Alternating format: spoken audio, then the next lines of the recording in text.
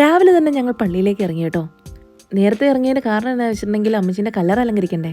So അങ്ങനെ ഞാനും മമ്മിയും പപ്പയും ആദംകുട്ടും കൂടെ പൂക്കളൊക്കെ ആയിട്ട് മെഴുകുതിരിയും ലൈറ്ററൊക്കെ ആയിട്ട് ഞങ്ങൾ പയ്യെ ഇറങ്ങി കേട്ടോ. സോ ഞങ്ങൾ പള്ളിയിലെത്തിയതിന് ശേഷം ഞങ്ങൾ പയ്യെ സെമിത്തേരിയിലേക്ക് പോയി. അവിടെ എത്തിയപ്പോഴത്തേക്ക് ഏകദേശം നേരം വെളുത്തിരുന്നു കേട്ടോ.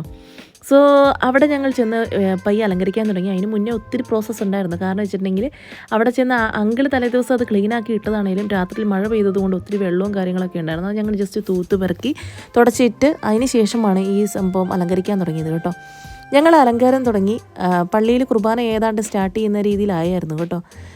നല്ല തണുപ്പുണ്ടായിരുന്നു. അത്യാവശ്യം മഞ്ഞും കാര്യങ്ങളും നമുക്ക് സെമിത്തേരിയിൽ നോക്കിയാൽ തന്നെ കാണാം. നല്ല മഞ്ഞുണ്ടായിരുന്നു. അപ്പം ആദംകുട്ടനും ഞാനും മമ്മിയും പപ്പയും എല്ലാവരും തന്നെ അവിടെ അലങ്കരിക്കുന്നുണ്ടായിരുന്നു കേട്ടോ. നമ്മുടെ മൂക്കിലേക്കൊക്കെ ഇങ്ങനെ അടിച്ചു കയറുന്ന ടൈപ്പ് തണുപ്പായിരുന്നു കേട്ടോ.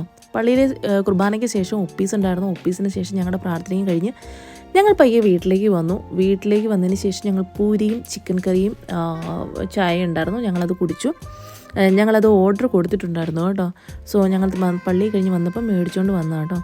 നമ്മുടെ പൊന്നുവിന് ക്ലാസ് ഉണ്ടായിരുന്നു. അവൻ എന്തോ പ്രാക്ടീസോ കാര്യങ്ങളൊക്കെ ഉണ്ട് ക്ലാസ്സിൽ, സ്കൂളിൽ. സാറ്റർഡേ ആണെങ്കിൽ പോലും അവർക്ക് ക്ലാസ്സും കാര്യങ്ങളൊക്കെ വെക്കും. ഹാഫ് ഡേ ആയിരിക്കും. ഗ്ലോബൽ ഇന്ത്യൻ പബ്ലിക് സ്കൂളിലാണ് അവൻ പഠിക്കുന്നത്. അങ്ങനെ അവൻ പോയി കേട്ടോ. ഇതെൻ്റെ മമ്മീൻ്റെ മൂത്ത ചേച്ചിയാണ്. ചേച്ചീൻ്റെ വീടും അവിടെ തന്നെ അടുത്താണ്. അപ്പോൾ ഞങ്ങൾ അവിടെ ജസ്റ്റ് പോയി.